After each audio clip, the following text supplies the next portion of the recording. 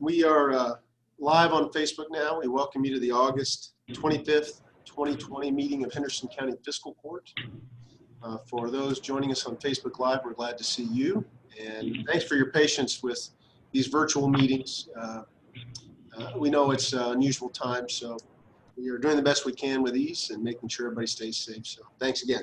We will begin as we always do with an invocation. Would y'all please join me in prayer? Dear Heavenly Father, please look over this body as we make decisions for our county. Please look over the residents of Henderson County, our first responders, all their families, our military overseas. Please watch over this country as we deal with very unusual times. And please watch over our political processes. Again, the Constitution, one of the greatest documents in history, is put to the test.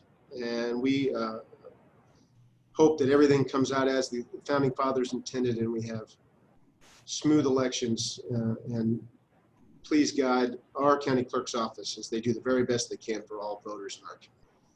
Say these things in Jesus' name. Amen. Amen. Please join me in the Pledge of Allegiance. I pledge allegiance to the United States of America, and to to the the republic which stands one God, nation, under God, indivisible, indivisible, with liberty and justice for all. liberty and justice for all. It's always kind of an unusual chorus there when we do that, but it works. Mr. Clerk, would you please call the roll? Master Moran, Here. Master Putman, Here. Master McCollum, Here. Master Southern, Here, and Master Berry is on the road.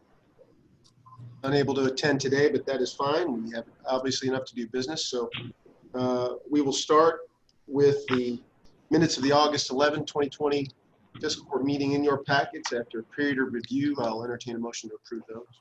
Make a approve. We have a motion by Master McCollum, second by Master Putman. Any additions, corrections, clarifications? All those in favor say aye. Aye. aye. Any opposed? Charlie, did you have a comment? I apologize. I was just going to thank Kirk. He did a nice job putting them together.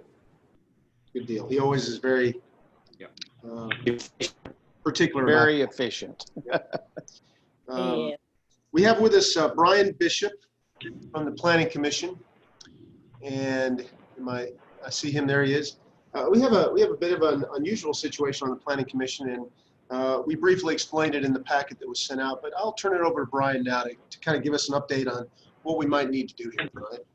Thanks, Judge. On behalf of the Planning Commission, we have a bit of a situation we've never encountered. We're asking for a realignment in a bit. And in the judge's world that we live in, it'd be a baseball trade in a sense. We currently have 2 Planning Commission members that we needed to kind of swap in a sense. David Williams lives in the city, but he's a county appointee. Kevin Richards lives in the city, but is now moving to the county and is a city appointee. So what we have done is request that each of those members resign. And now we're requesting that each legislative body appoint the other person. So in this case, the fiscal court and judge would appoint Kevin Richard as a county appointee, and then the mayor and the city commission would appoint David Williams as a city appointee. It's a realignment in a sense. We don't gain or lose any planning commission members. Luck would have it that they have the exact same term limits. They both were appointed and their term expires at the exact same time. So we're just realigning everything. And that is our request. We would love to have both of those gentlemen stay on the Planning Commission. We have received the resignation letters. And one of the things that really prompted this was Brian's expression that they are really pleased with the current Planning Commission.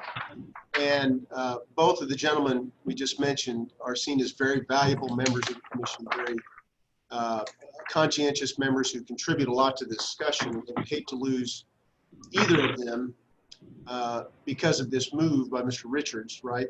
out to the county. So that's kind of the background. And I would like, unless there's questions, go ahead and ask for a motion to approve Kevin Richards as a county appointee to the Planning Commission. Moved. Second. Second. We have a motion from Magistrate McCullum, second by Magistrate Moran. Any questions about this? It's unusual, I know. Brad, if I could just say one thing, I really liked the way Kurt did the minutes. He got it in red. It gives all the details about that, and it's really helpful. So I appreciate that. And because this is a bit unusual, we thought we'd, obviously explain this. Yeah. Again, we wanted to make sure we do this correctly. And Brian, if you can also add that TJ Friday, the legal counsel of the commission, reviewed this and finds no problem with it. We did. We ran it by TJ because it was a weird situation. We didn't want to do anything that was out of sorts. So we had TJ double check when we all talked about it. And we also double checked with Ms. Kelsey from a city standpoint. So we think everything is good with this as long as you guys approve it.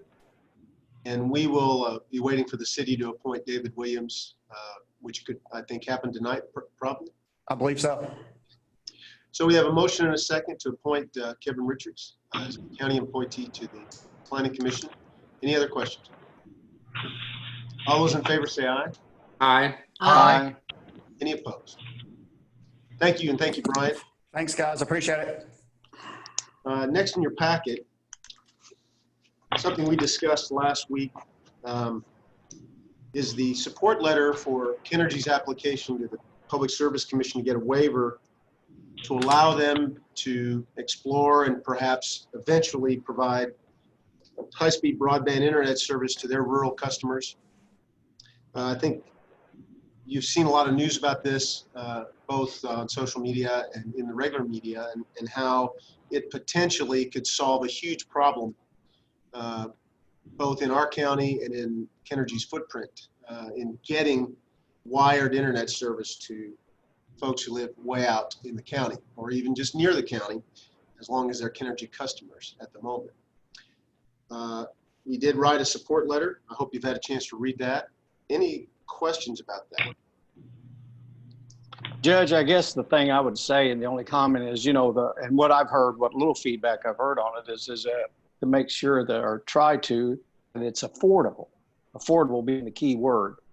It's a lot of rural people just don't, they've been kind of held hostage by this internet. They could get, those that they could get, it was still slow. And then the price was pretty ridiculous on it. So I would just hope that this comes to fruition, that it's affordable for those people. I do think that because of the nature of Kennergy's business model, they will have more flexibility in pricing, not quite the profit pressure that private companies would have. And they also have a chance to stagger or adjust their pricing based on a variety of things, income, age. They will probably have the chance to explore that too. And point well taken, Butch. I've heard the same thing, but I'm eager just to have a solution at this point. This is something we've been chasing for quite some time. Yeah, I agree. It'd be a great thing. Anybody have any other objections to the wording of the letter? No. And approving it? I'll entertain a motion to approve that letter, sign on your behalf, and send it to the PSC. So moved. I moved to. We have a Second. motion from Magistrate Putman, a second by Magistrate Moran. Any other questions? All those in favor say aye. Aye. Aye. Aye. Thank you, and we will get that to the PSC today. Next is animal control reports, and Debbie, I'll turn it over to you. And you need to unmute. Need to unmute, Debbie.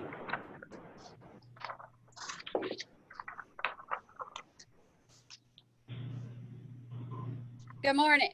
Good morning. Morning. Good morning. I was hoping to see Kirk's smiling face today, but I guess I'll have to wait till next time. Who? I believe Teresa has sent you guys the animal control numbers for July, starting out the new fiscal year. And then I do have an update on animal control as far as our officers. We are again hiring. Interviews starting today. It's a struggle, but I have no doubt that we will find the right person for the job. Our current animal control officer is basically a one-woman show right now, but she's doing amazing, and I hope nobody is waiting on us too long to respond to anyone that may be in need. Do you guys have any questions for me? Debbie, what seems to be the main issue with new animal control officers? Seems like we had a few that jumped on and jumped off pretty quickly. Yeah, I mean, it's definitely not a job for the weak. It's difficult. I don't think people really realize how difficult it is. A lot of unpleasantness involved, and the realization that you can't save them all. And it's very daunting. I think a lot of people in the newer generation maybe just needing a paycheck, maybe not necessarily in the field of rescue. Your heart definitely has to be in it. And it's a lot of hours. It's definitely full time. If you're on call, it's a lot of hours. We do not offer insurance. And I think that's the biggest deterrent of all. We've been looking at different options. We just simply cannot afford health insurance for any of our staff right now. COVID has not been kind. So we're working on it the best we can. Appreciate that, and maybe a health insurance issue is something the court can look at for next fiscal year, because obviously that's a very important service in our community. It is. It is. We have recently gotten the AFLAC on board, but then again, it comes out of their own paycheck, which I hate to even suggest that to them, because they don't get paid enough for the amount of work that they do. Animal control is basically on call 24 hours a day. We've been dealing with a lot of bite calls lately. The majority is still running at large. I need to still encourage people that there is still ordinances for dogs not running loose. We probably get 20 calls a day. Hey, Debbie, how many staff are you down now? I still What need would to make hire you, what would make a three more. Three more? So I you're need help. basically, like you said, when you said you're down to one, you're down to one, right? Yes. I have one animal control officer. I did get sworn in just to have an emergency backup if the need was to arise. God forbid if she were to get sick or injured, we would be struggling. But she has stepped up. She's had the on-call phone every single day, 24 hours a day for about 3 months now. Well, any prospects, any applications that I'm interviewing today. You're looking at? I have several interviews today. Some of the previous ones actually just didn't pass their background check, and I just couldn't keep them. Maybe the fiscal court can help. Well, good luck. Yeah, that Thank would be you. great, Anybody knows anybody? Please refer to Debbie. Anything else, Debbie? Nope, that's it. Thank you, guys. Any other questions? Thank you. Thank you for the report. You're welcome. Next, with a couple items to discuss is Jailer Amy Brady with her detention center report. Amy, I'll turn it over to you. Good morning. Good morning. Morning. Morning. I think everyone has a copy of the quarterly report. It was late, but it's been kind of crazy as far as things going on and the restrictions in place. Have any questions? Any of the physical findings, physical condition of facility, anything that really, besides we know we're going to talk about the boiler here in a second. Any other thing that really gives you heartburn? just our HVAC units are going to need to be upgraded, and we've been doing that as they go down. We have a couple that are about 14 years old, and they have been well maintained, but they're on their last legs. Yeah, those typically don't get much beyond 20 years old, best case scenario. So we're dealing with that at the Judicial Center right now. Any other questions of Amy on her quarterly report? Are you going to talk about any of the reconciliations, trust account, canteen fund, anything you want to say about those, Amy? Our jail fund, we're sitting okay, but you know, when we have over 100 open beds and it's not looking like they're going to fill them anytime soon, it really puts a damper on the revenue. Doing everything that we can to keep expenses down. I was going to say, with 100 fewer beds, does it also cut down on expenses some? It does. We have moved everyone into the main building. That way we aren't staffing a separate building. So it helps. And it helps on overtime. Any, sorry. Amy? Yes, sir. Go ahead. Maybe you're going to what I was going to ask was, could you explain the significance of those, the comparisons we've done with surrounding counties and their pay and benefits and everything? Yes. Okay.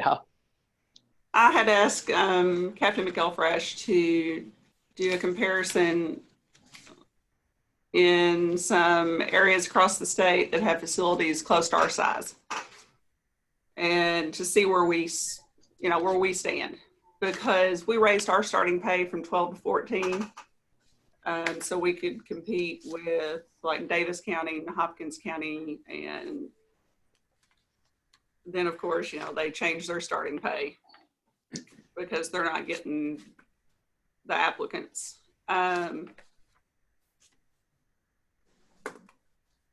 Hopkins County, there's no comparison there with their starting pay and the fact that they're hazardous duty, but they've been hazardous duty for a long time.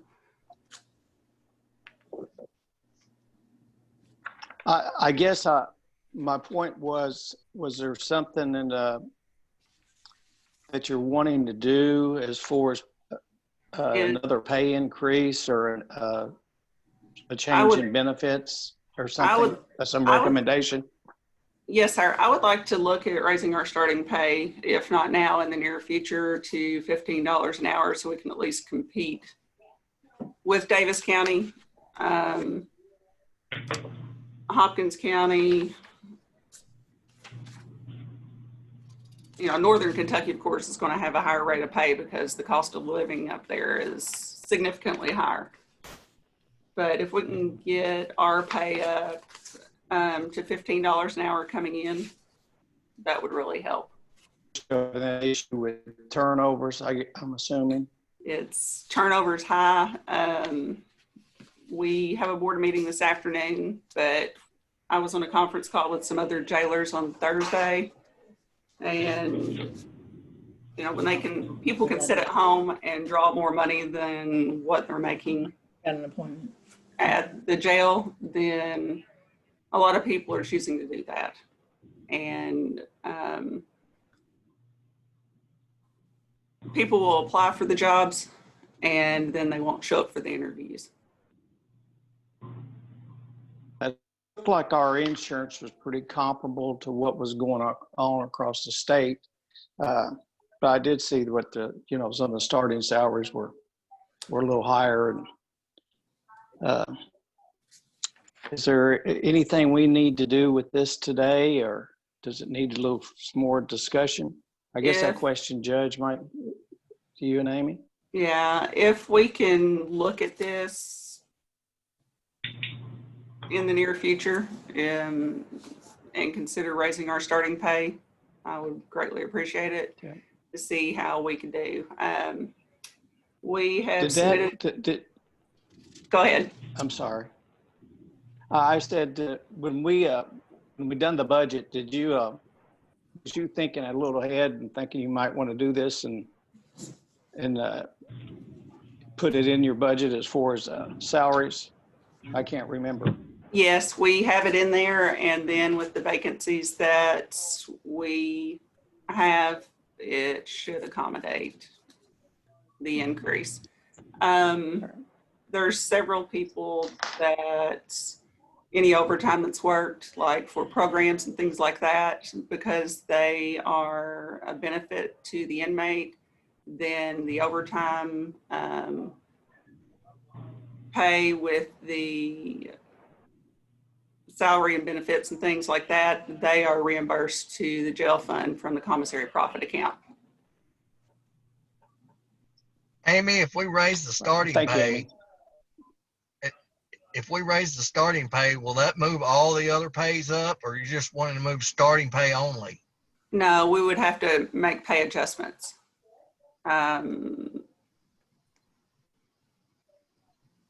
The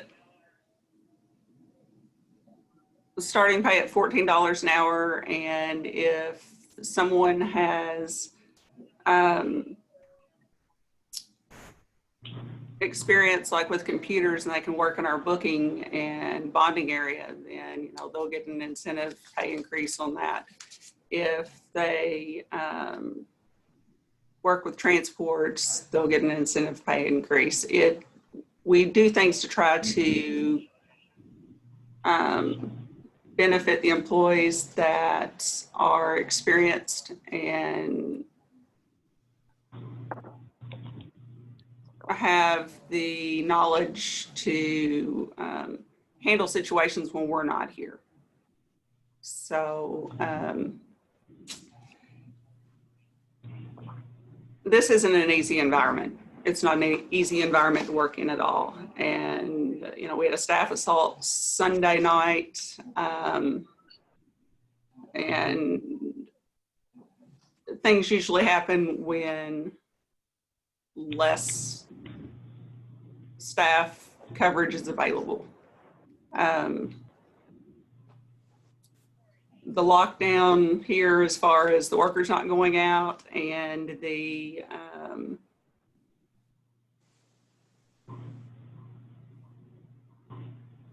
I don't even know how to say it.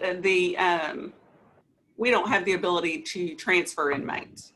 We can't trade amongst jails, so people get stir crazy sitting here 24/7.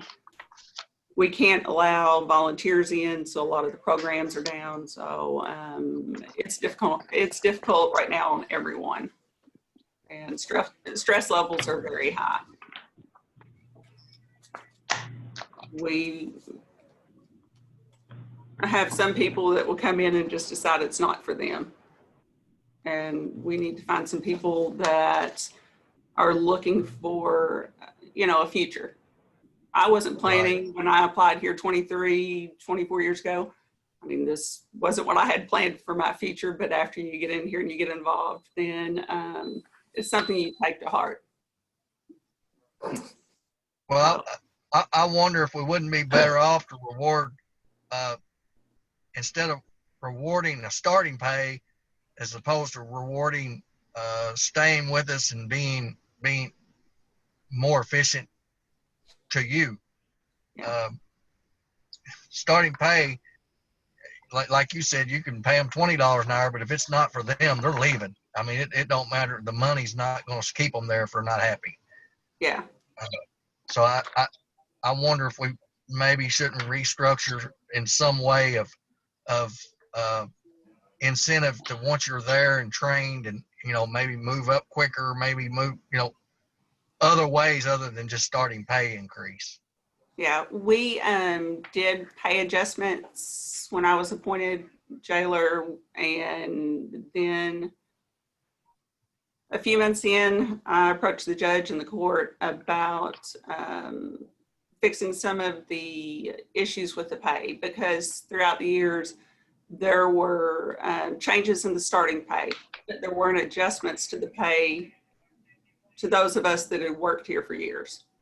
So when I started the jail, it was $7 an hour. And then as pay increased, even though I'd been here 5 years, new hire pay went to $8.50. Well, that, me with Caught 5 him up years with you. experience, that brought me up to $8.50 an hour. And I was the same Yeah. rate of pay as everyone coming in the door. Right. See, and that's not right. But we Right. need to encourage the people that's staying. Yeah, we've worked on that, and we have done pay increases twice for people that are in overhead positions, that are in ranking positions, to try to fix the pay levels across the board. And Steve, I know that he knows that I'm very stubborn and hard-headed, but we would go round and round about the law requirements on pay levels and how there are certain levels of pay that have to be set and approved by court for different ranks and different positions in the jail. And we actually set that, and then I think we've changed it once, maybe twice, to adjust it because I didn't have it high enough. And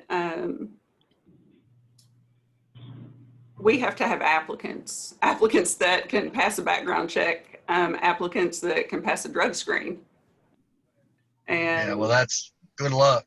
yeah, they're hard to get when they can go to the next county or drive across the bridge and come in the door making $1 or $2 more on the hour.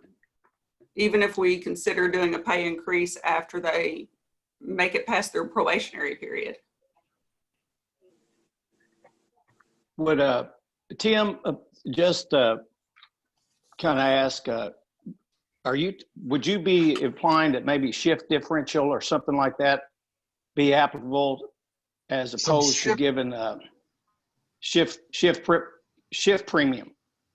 Yes, just things that incentivize. I mean, is that staying. kind of what you're talking?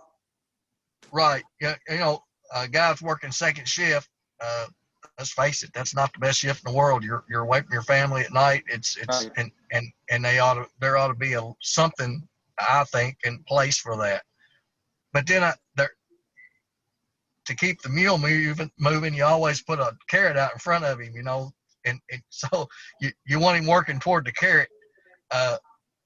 And when you get there, I wonder if we're rewarding our people that are staying, because I agree $14 an hour is not that much, but if you look down the road and you see, well, I'm going to get this if I stay here this long, I'm going to get this, but it's incentivize the future, not coming in the door. We have neighboring counties that they start higher. They have a premium of as much as $1 an hour on the second and third shifts.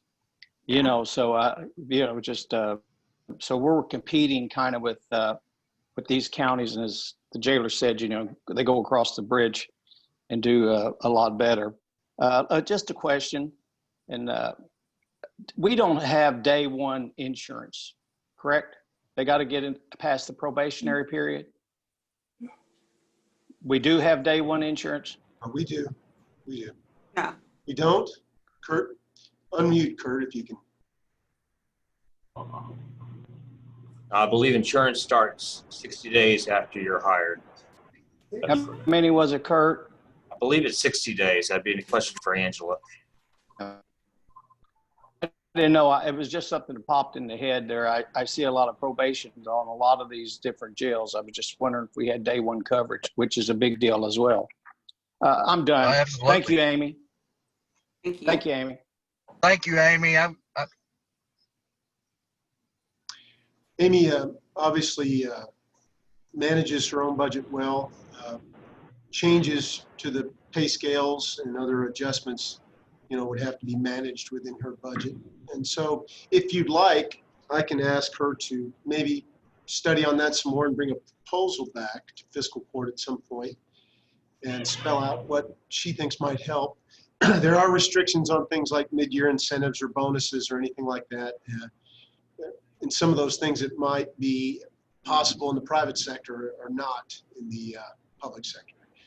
But we can explore all the options possible. And if Amy wants to, come back to us at some point with some sort of plan that we can review. And if she thinks she can afford it, obviously, it sounds to me, Jailer Brady, that the court would be very open to that. Thank you. We'll put together some numbers and see what we can come up with. And it kind of all depends on how much of an increase we get per diem federal prisoners.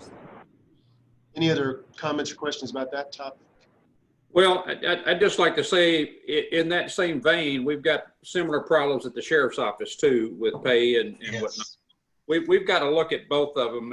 You know, we can't forget the sheriff's office nor the jail, either one. That's my 2 cents. They're equally as important in my book. And we have worked with the sheriff to try to make some adjustments up. And as you know, as we were budgeting, you saw that. So, you're absolutely correct in that.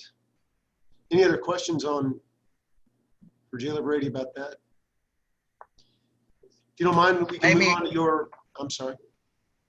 Amy, when you put that together, could you get us a cost of what, like a total cost on that too? Yeah. Yes, sir. Thank you. You're welcome. And as a reminder, any pay scale increases also increase our pay to the state, what Amy is responsible for paying retirements and things like that. So Retirement. it's not just the increase in pay that has to be considered. So, Amy, you want to fill us in on the bid for the boiler/water tank project? Okay, we advertised for anyone that would like to submit proposals for hot water storage tanks. And the response to the RFP was very minimal.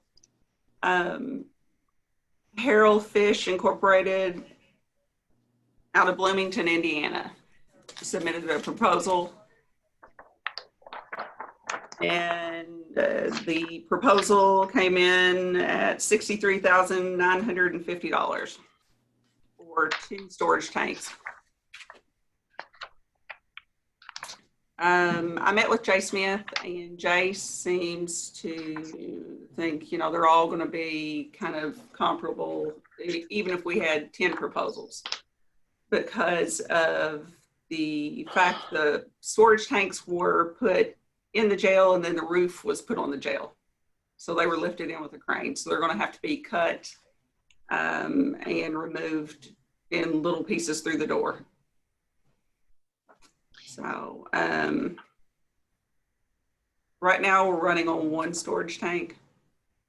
It's working, but if that one goes down, we're in real big trouble. So we have the money, and this is something that we need to do. So if it's okay with everyone, we might as well go ahead and take this one. Just to remind everybody, there were other bids submitted, and some were significantly lower, but apparently none of them met the RFP criteria, other than the one bid Amy was referring to. And I just want to suggest thinking about the idea of rebidding it, but I think Jay informed the jailer that if they did adhere to the RFP guidelines, it might drive up their costs so that everyone's probably the same. Is that accurate, Jailer Brady? Yeah. Any inclination on your part to rebid it, or would you just like to get this done? You know, I'm always about saving $1, but on this, running on 1 tank, we need to get it done. Did we actually advertise this? We went through social media, the county's page, and on our website. Steve, does that qualify? for advertisement for the bid? This is over 30,000, for over 40, whatever. Yes, that would need to have been properly advertised. I do think there may have been an exception to that during COVID as far as public notices, but I'm not sure about that. I would have to double check. I was not aware that it was not advertised. Well, I think we declared this or decided this was an emergency It was situation, an emergency situation. and that gives us a little bit more leeway. Then yes. Okay. The county judge and the jailer would each need to do letters to the file determining the existence of the emergency and memorializing it for auditors. We can certainly do that.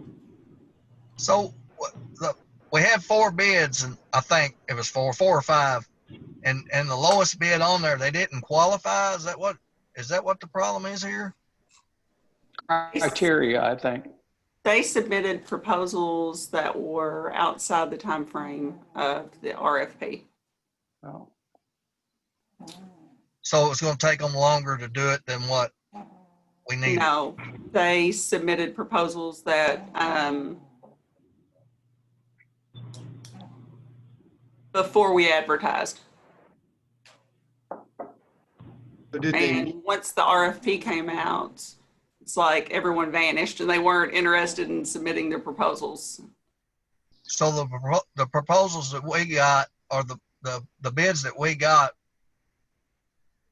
the requirements weren't on there, so they weren't good, is what you're saying. Right. They were submitted when we were trying to figure out what the cost would be. And we haven't tried to get back We with them tried to with see. every one of them was provided the information that we actually had an RFP outlined, and they would have to resubmit by that date and be in And they compliance. And they didn't do it. Okay. No. I understand now. So we do have one bid that Jailer Brady's determined is valid. We have a bit of an emergency now. We do have an emergency in getting this replaced because of the fact we're only using one at the moment. We need 2. So does anybody have any further questions? I'd like to get a motion to go ahead and approve that purchase if I can. So move. Second. We have a motion from Magistrate Putman, a second from Magistrate Moran. Any other questions, comments? All those in favor say aye. Aye. Aye. Aye. Any opposed? I'm going to abstain. I will also vote and say aye to make sure we have 4. That passes. Amy, please get that fixed as soon as possible. Good Thank luck. you. You have in your packets the Sheriff's Monthly Report. After reviewing that, if you want to make a motion.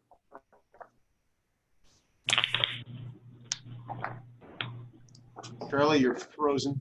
Did you have a comment? Well, I was wanting to go back to Amy. I know the architect went back out to the jail, and I was wondering about the other proposals about medical, and if he'd come up with anything that might be cheaper than his original proposal. Amy, you're on mute. He came back out, he brought another set of plans, and we're making some adjustments to it. The set of plans is, I called it the Taj Mahal. We can't have the Taj Mahal right now. So we're looking at removing some of the housing units that he had drawn in to the plans. And then we have to come up with different evac systems as far as in case of a pandemic in the future. We have a HEPA cell that is negative pressure, but it's hard to have a negative pressure ISO cell to quarantine people if you have to remove that person to give them a shower and stuff like that. So we're looking at adding some HEPA cells that would be a full quarantine unit. Well, just keep us informed on that. We can look at that as they develop it then. Yes, sir. Thank you. Sorry to cut you off there, Charles. That's okay. Okay, anything else for Jailer Brady before we move on? Should have asked that in the first place. Okay, thank you, Amy. Again, you have your sheriff's report in your packet. Mr. Crafton, anything you want to add to that? No, I don't have anything. Entertain a motion to approve the sheriff's report. So moved. Second. We have a motion by Master Southern, a second by Master McCullum. Any other questions, comments? All those in favor say aye. Aye. Aye. Any opposed? Thank you.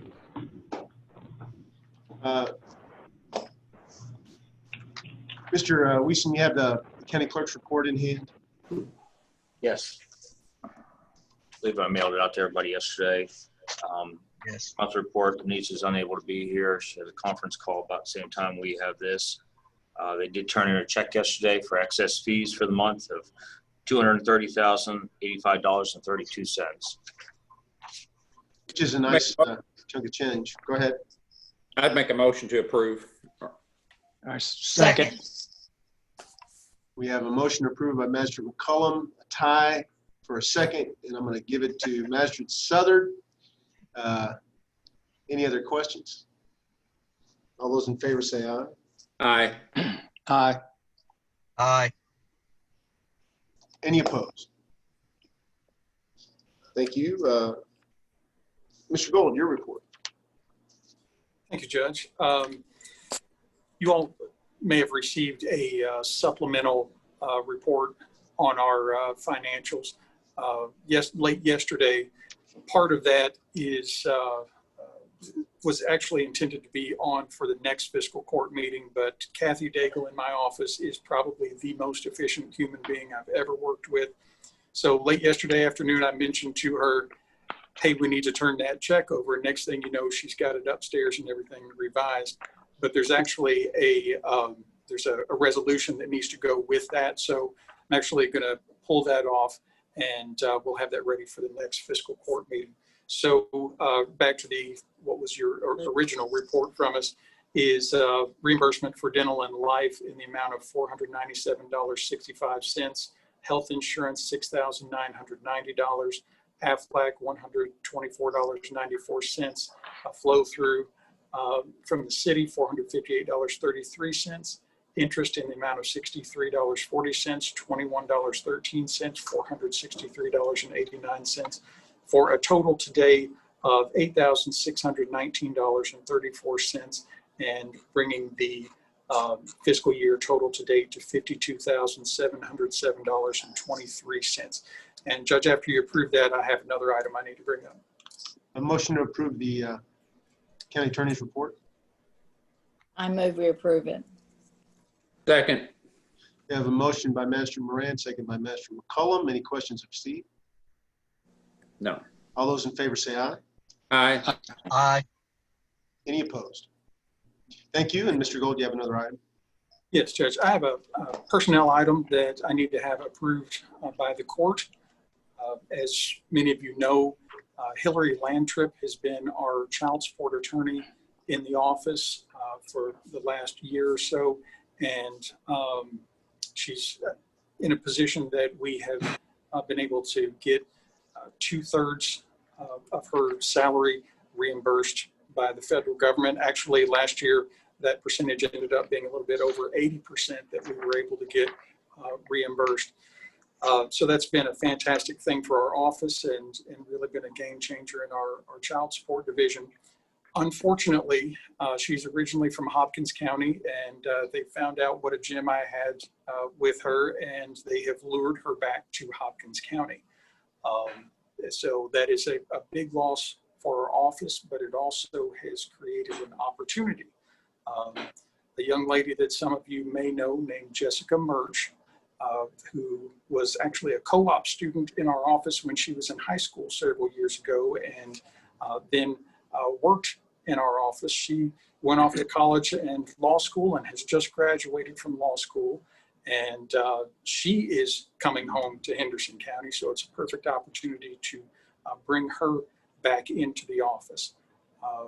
When we found out that Hillary was leaving, I immediately reached out to Jessica because in my mind, I've always thought it'd be perfect if I had an opportunity to hire her once she graduated. She had initially taken a job with the Department of Public Advocacy, the Public Defender's Office. And when she indicated to them that she was going to be looking at taking employment here and was talking about giving them notice, they went ahead and told her to go ahead and move on. So we thought we had a couple of weeks because she would be finishing up there. But she turns out she is available now, and that would create some overlap where Hillary would be able to train her, and hopefully we can make the transition as seamless as possible. So what I'm asking is fiscal court's approval to hire Jessica Murch in the position of Assistant County Attorney for Child Support, and that would also be reimbursed at least 2/3. So I believe that it should not have a major impact on our budget, and it ends up being a great opportunity for the office and a great opportunity to get a fantastic young lady back in Henderson and in our office. Some of you may have known Jessica when she was in high school. She was a state FFA officer and I think president of just about every club they had out at the high school. So her college career was very similar. So very excited to be able to have her joining the team again.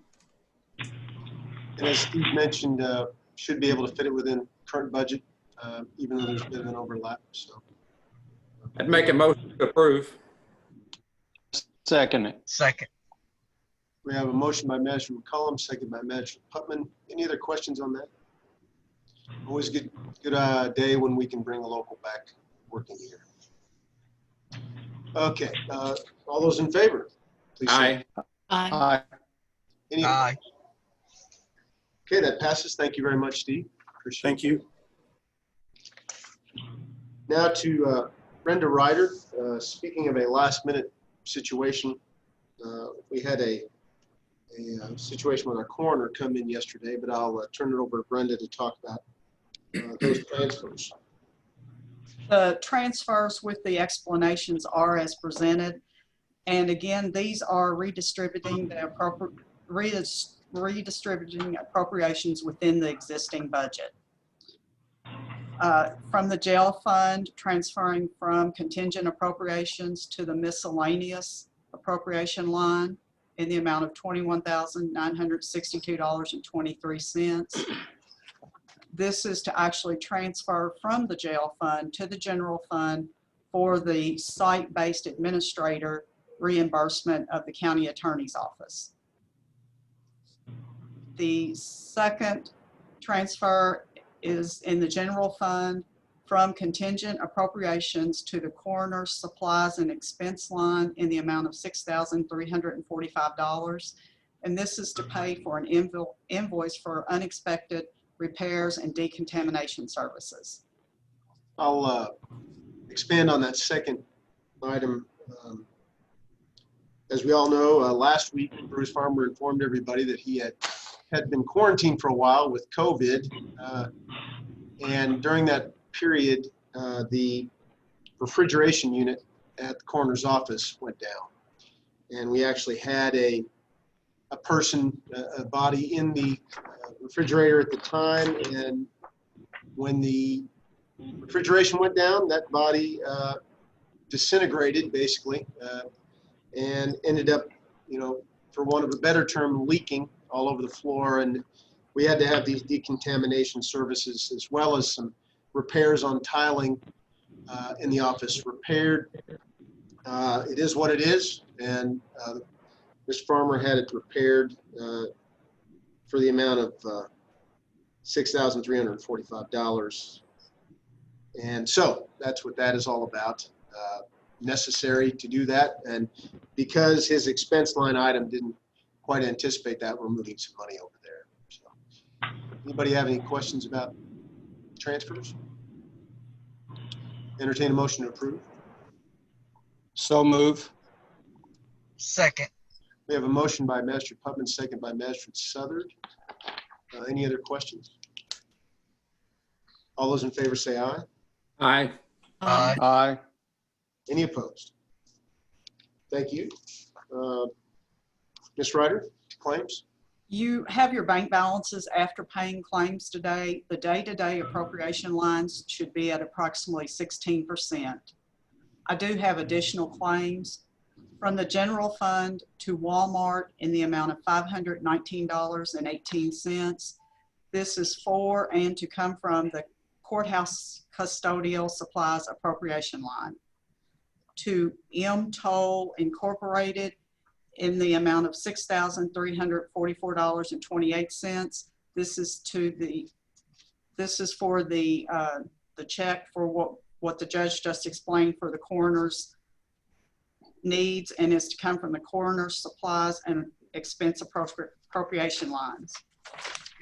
From the road fund to Stanley and Sons Incorporated in the amount of $2,536.87. This is for a Briggs mower engine and is to come from the Parks Program Supplies appropriation line. From the jail fund to Next Industries in the amount of $986.40. This is for and to come from the cleaning supplies appropriation line. From the general fund in the amount of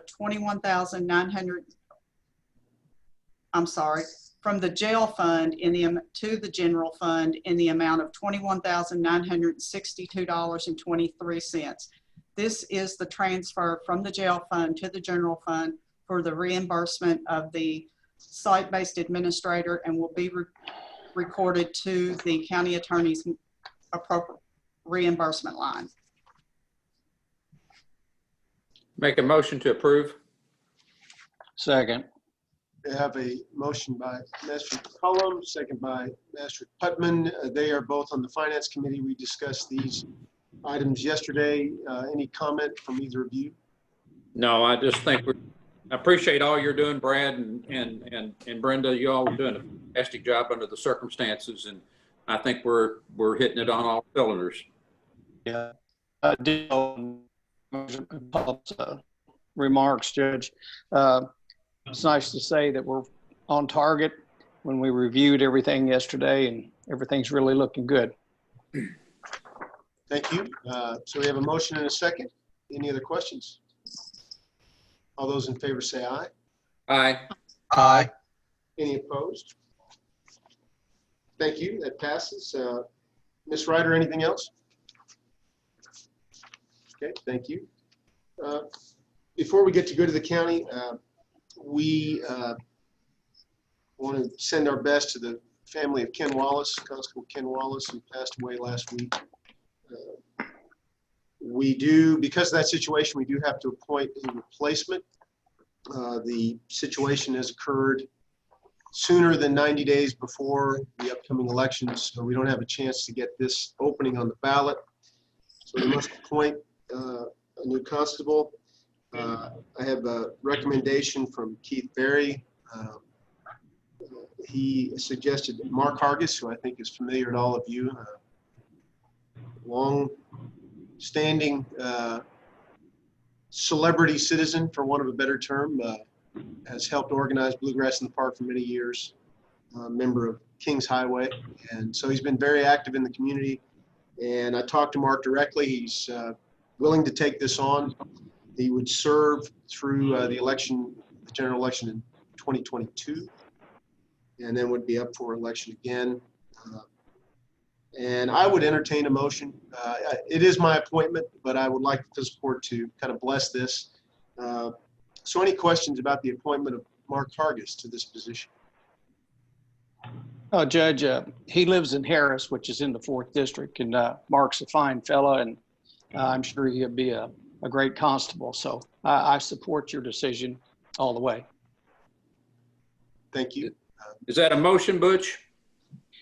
Yes, it is. I'll second it. We have a motion from Magistrate Putman to appoint Mark Hargis, second from Magistrate McCullum. Any other comments or questions? All those in favor say aye. Aye. Aye. Aye. Any opposed? Thank you. Now to go to the county. I will start with Magistrate Murray. All swell in District 2. I wish I had something else wonderful to say, but I don't. So. Well, sometimes no news is good news. And I'll ask you, Magistrate Miranda, I know that the road department has been trying really hard to catch up with the mowing.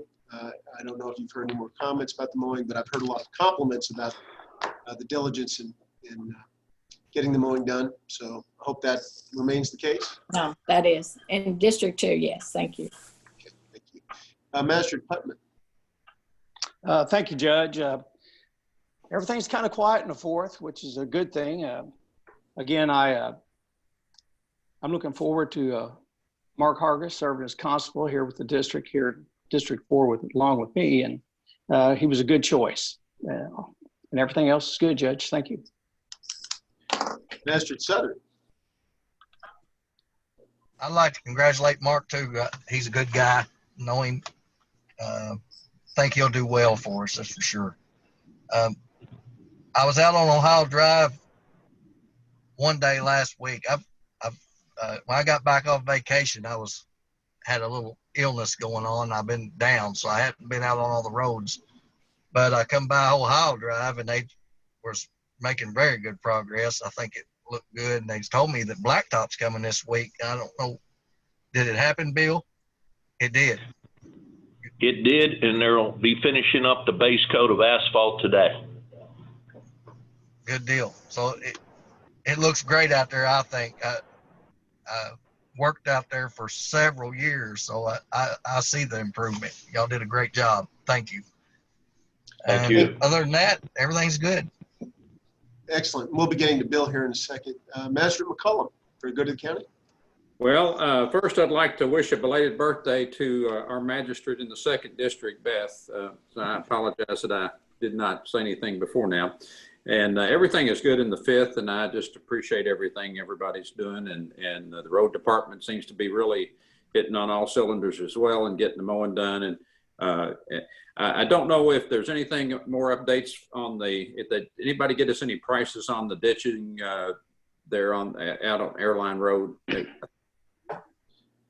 We're still working with the mitigation board to get their hydrologist to examine this and come back with an overall cost. There, it's in progress. Thank you. With that, I'll turn it over to Mr. Hubiak if you want to give us any other updates. I know you just talked about Ohio Drive, which is going along well. Anything else? Yes, sir, Judge. We're working on finishing up the base coat of asphalt this week. We will have a review next week.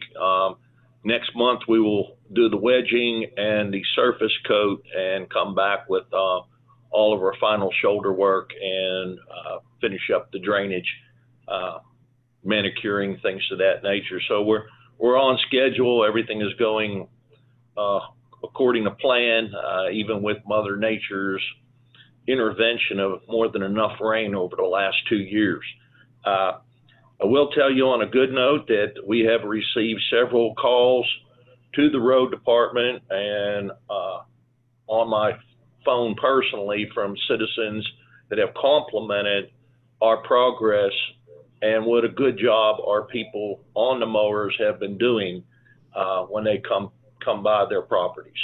So, I mean, we're not by any means caught up, but we are working just as hard as we can. Excellent. Good to hear it. Hey, Bill, this is Butch. Can I, Judge, just a sec? Bill, I couldn't help to notice that line of traffic when we was working with Alderman area on that giveaway. I'm assuming that was a grand stand produce giveaway. Yes, sir. You have to understand that this time the whole tractor trailer load was dispersed to Henderson people countywide, whereas the first one was dispersed between 3 counties. Obviously, the media helped immensely in getting the word out. We had a little bit of a traffic jam. By the time I got back there and the city police showed up and we got it unjammed, it took just a little bit, but we were done distributing by 10:30. We actually started distributing the boxes at 10 minutes to 8 as soon as we had finished unloading the semi. So we started an hour and 10 minutes early, and we're done before the scheduled 11 o'clock without any problem. I don't think anybody that came during the time frame at that time no one did not receive a box. So it worked out very well. We learned something from that, and the next time that we do it, because I have been informed that they're going to try to do it again, we have figured out a way to stage all the vehicles on the gravel portion of the fairgrounds in lines, and that's what we did to unclog the traffic jam. We got them all lined up, and then in the order that they came through the gate, that's the order that they would then move up in line to receive the produce. And we only had a few people that did not want to try to follow instructions, but you know how I can be being the engineer. They got back in line. That's all I can say. So, Good job, went very well. I had quite a few people roll down their window and compliment our ability to get the traffic jam undone and everybody to be able to receive the free food. I'm sure it was a great community service. Great community service. Thank you. Master McCollum, did you have a comment there? I was just saying, I'm sure Bill used the charm to get back in line, you know. That's probably one word for it. So thank you for that. We have Representative EMA with us. Give us the latest. And introduce yourself, if you don't mind. Some of the magistrates may not know you. Go ahead. You got it? Yep, go ahead. Lost the mouse, couldn't find it to get it going. Thank you, Judge. Appreciate it. Magistrates, everything's going well here. Obviously, we're keeping up with COVID daily, looking for any responses. We're still filling the PPE requests coming in. Just looking at our daily operations currently, and things are staying somewhat quietly. However, coming in this weekend, you know, we have a hurricane out in the Gulf, and it's Category 3 already, and it's going to hit landfall. By the way it's swinging through, it looks like it'll be hitting us or just south of us by this weekend. Currently, they're calling for 2 to 4 inches of rain on there, so we might be looking at some flash flooding. Also, we're watching you all on our new video conferencing system here in the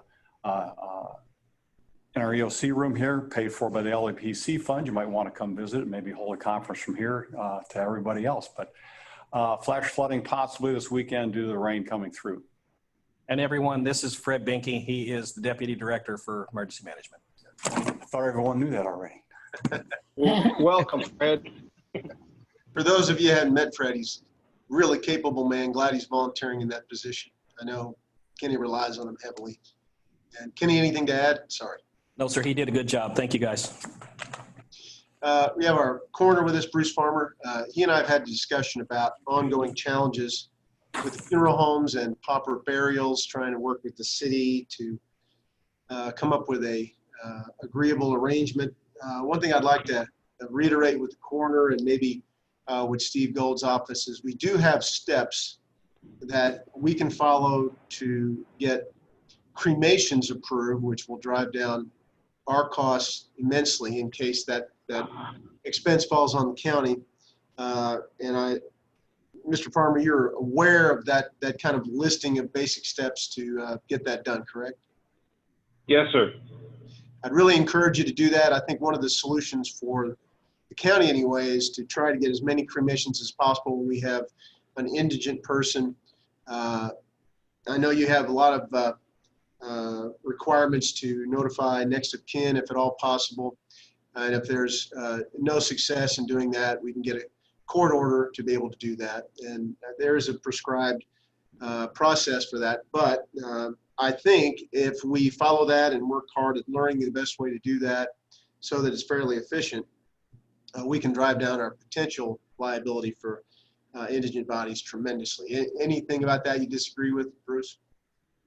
No, sir. That's the reason why the joint city-county committee we did on this, in looking at it, wanted to clean up some areas of the city's ordinance on it, and then once clean that up, bring to the county and match up.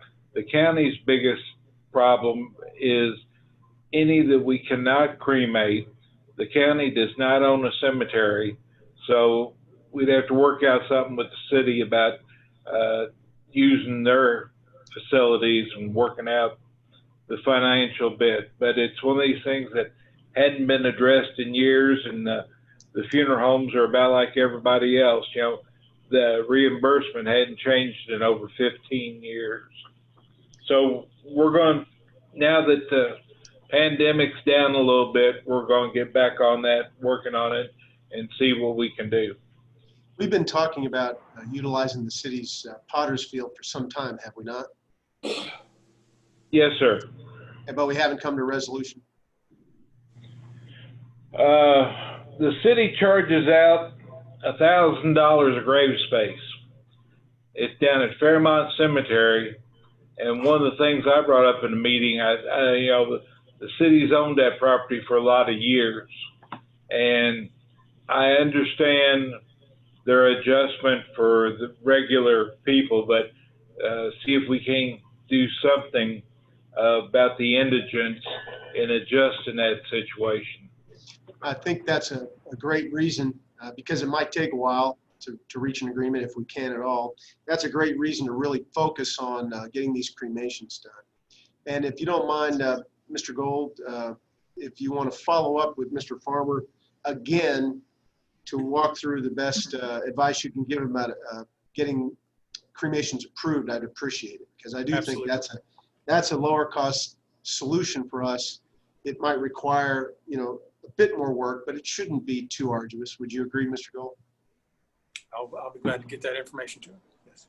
Thank you. Thank you, Bruce. I appreciate it. Yes. Our next city-county co-op meeting, we were supposed to kind of go back to that as an agenda item, I thought. I know it's kind of hard to get together, but it may be worth our while to try to have one of those in a Zoom setting to kind of go back over that, because I remember that was quite a long meeting we had discussing the issues involved with the cremation and what the city charges for those grave spaces. So it may be worth looking into going forward. I agree. Absolutely. And I've been talking with Marie Collins, and also I've contacted all the counties that surround us to find out how their system works. And to get everybody back together, I have a copy of the ordinance from Hopkins County that Mr. Gold and I have discussed in the past. I can't, now it's amazing for something like this that it's a gentleman's agreement in a couple of counties about burying the people. I know we're not going to be able to do that, but we'll stick with this thing and we'll get it worked out. I'm sure between Mr. Gold and Miss Kelsey, they'll keep us all straight. thank you very much, Bruce. I appreciate that. And I do not have anything more for good of the county. I appreciate everybody's work. I do think we're off to a good start this fiscal year after wrapping up a very positive fiscal year last year. So good news for us, and we will be monitoring very closely financial situation as we deal with COVID and how that affects tax revenues and other items. That does remind me of one thing. Ms. Ryder sent out word that the 911 project with the city is now closed. And we're going to get a bill for our portion of it in the neighborhood of $125,000. Is that about right, Ms. Ryder? Might want to unmute. Yep. It's going to be at least 156,000 with an additional 25 to be paid at 25,000 to possibly be paid at a later date. So can we not close it out until we have that final bill? Probably not. What I was sent yesterday, it doesn't look like part of the agreement hinges around this additional $25,000. I'll have to follow up with that. Even if that does turn out to be the case, we're going to have a significant amount of money left over in the bond that we took out that we didn't have to use, and potentially allows us to apply that back towards the cost of that bond. And that gives us a great opportunity to think about defeasing that bond, paying it off, maybe after the first of the year when we have a better handle on finances, which is good news. If we do that, the general fund will be completely debt-free. We'll only have one bond outstanding, and that's the kitchen bond for the jail that was taken out a couple years ago. And I know Amy is thinking about defeasing that one as well, just depending on how finances go. And it may or may not be a good year to try to do that, considering everything, but it is a possibility. And we could get to the end of this fiscal year completely debt-free as a county, which would be, I think, put us in a great financial position, or even by the end of next calendar year, depending on what Amy thinks is best for her budget. But we're making progress on that goal to be debt-free. It's good to report. Anything else? I would like to say, we was talking about the vegetables we give away last week. I'd like to thank Crystal too. She does a lot for this county, and she's kind of the unspoken hero. She does a good job, and I want to thank her. That is Crystal Childress from Audubon area. Yes. Yes. Yep. I agree with you, Tim. The fruit and vegetable giveaway has been, I think, well received in some cases, and it's nice for them to provide that service. And I really appreciate that road department partnering with them to make that as efficient as it can be. And as a reminder, if we do that again, if you as magistrates know any particular people in your districts who might need those and might have trouble getting out to the distribution point, I think she'll work with you to if you want to deliver those packages yourselves or arrange that, she's open to doing that. Judge, before we go, I forgot, and it was going to be in the good of my county. I was just going to thank Jailer Brady and her staff, because they've made some deliveries to the Salvation Army as far as produce, and not a bit of it was wasted. And really appreciate all the help that the jailer and her staff give us at the Salvation Army. Thanks, Butch. Well said, and I hope it was a bumper crop. I'm sure it was. Okay, anything else? With that, I'll entertain a motion to adjourn. So moved. Second. We have a motion by Master Putman, second by Master McComb. All those in favor can sign off. We will let everybody know if we have to do Zoom again in September, or if we feel like we can meet in person, but I'll be checking in with all of you at a later date on that. So thank you very much. Good luck, everybody. Thank you. Thank you. Thank you.